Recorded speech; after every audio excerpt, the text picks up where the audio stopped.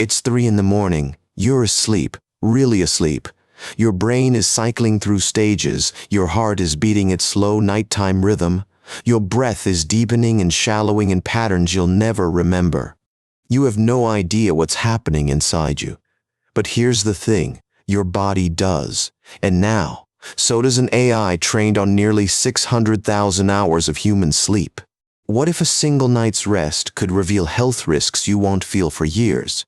That's not science fiction anymore.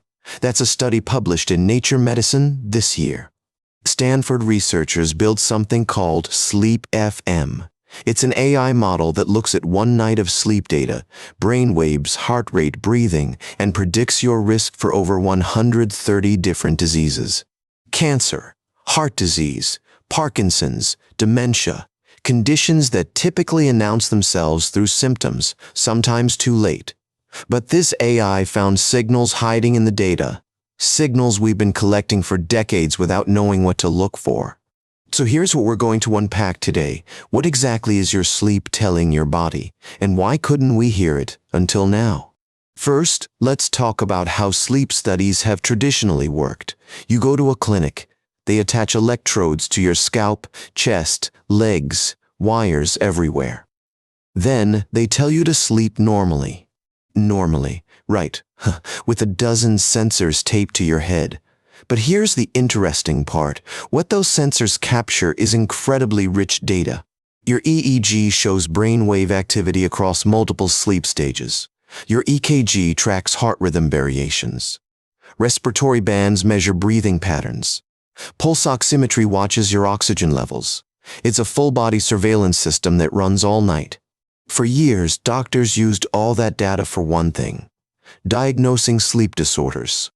Sleep apnea, restless leg syndrome, narcolepsy, important conditions, absolutely. But they were looking at the data through a very narrow lens.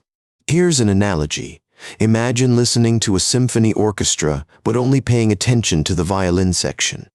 You'd miss the cellos, the brass, the timpani, entire conversations happening in the music that you never heard. That's what was happening with sleep data. Cardiologists weren't looking at it, oncologists weren't looking at it, neurologists weren't looking at it, neurologists studying Parkinson's weren't looking at it. The information was there, we just weren't asking it the right questions. Enter SleepFM. Stanford Medicine researchers trained this AI on one of the largest sleep datasets ever assembled. We're talking 65,000 participants, ages 2 to 96. Nearly 600,000 hours of sleep data. To put that in perspective, that's about 68 years of continuous sleep recordings. Decades of human nights distilled into a single model. The data came from 4 major cohorts, including Stanford's own sleep clinic, spanning research collected between 1999 and 2024. 25 years of sleep studies finally being asked new questions. Here's where it gets remarkable. The researchers use something called contrastive learning, teaching the AI to find patterns by comparing what's similar and what's different across all those sleep recordings. And then they asked it, can you predict disease? Not just sleep disorders. Can you see cancer coming? Heart attacks, Parkinson's? The answer was yes. SleepFM can predict 130 different health conditions from a single night of polysomnography. That's not a typo. 130 distinct diseases from a few hours of sleep data. Let's talk specifics. For Parkinson's disease, the model achieved what's called a C-index of 0.89. In plain terms, extremely accurate prediction from sleep patterns alone. For dementia prediction, the C-index was 0.85. For heart attacks, 0.81. These are numbers that would make any diagnostic tool proud, and they came from data we were already collecting. But here's what really surprised the researchers. Cancer prediction. Prostate cancer showed a C-index of 0.89.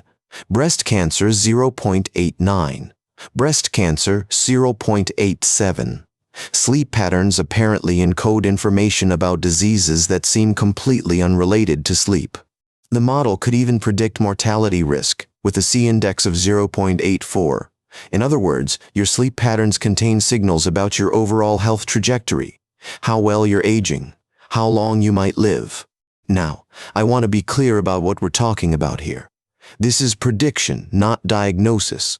The model identifies elevated risk. It doesn't confirm that someone has a disease. But early risk identification is exactly what preventive medicine has been searching for. Catching problems before symptoms appear, that's when intervention works best. The researchers put it this way in the Nature Medicine paper: the physiological signatures captured during sleep encode information about disease states that may not yet be clinically apparent. Think about that. Your body is sending distress signals while you sleep, signals so subtle that no human technician would ever notice them, but an AI trained on 68 years of sleep data, it learned to hear them. One of the key innovations was making SleepFM work with different sleep study configurations. Not all clinics use the same sensors in the same positions. The model had to accommodate that variability. That matters because it means the technology could potentially work across healthcare systems worldwide. Different equipment, same predictive power. That's how AI models go from research papers to actual clinical use. Now I should mention the limitations, because there are always limitations.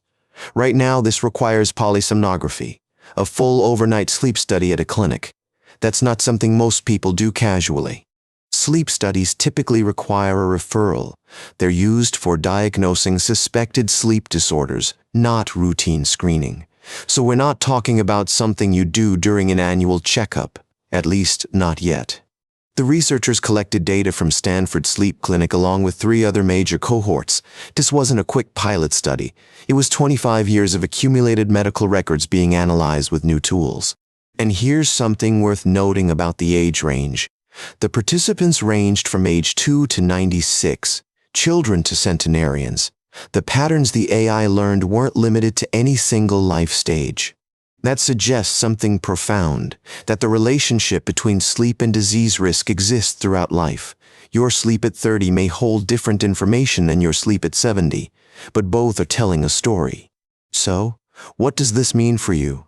Well, if you've ever had a sleep study, the data sitting in your medical record may contain more information than anyone realized. That's worth the conversation with your doctor.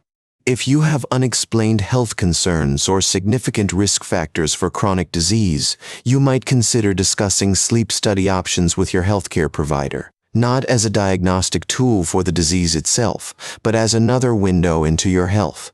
Now, this technology isn't available yet as a standard clinical tool. The study was published in January 2026, and researchers are still exploring how to bring it into practice.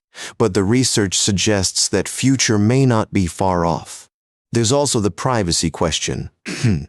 AI analyzing your sleep data to predict disease. That's intimate health information.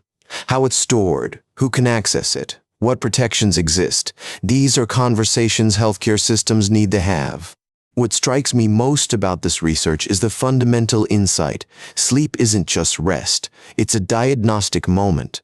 Your body is performing hundreds of biological processes while your conscious mind is offline, and now we can read some of that activity.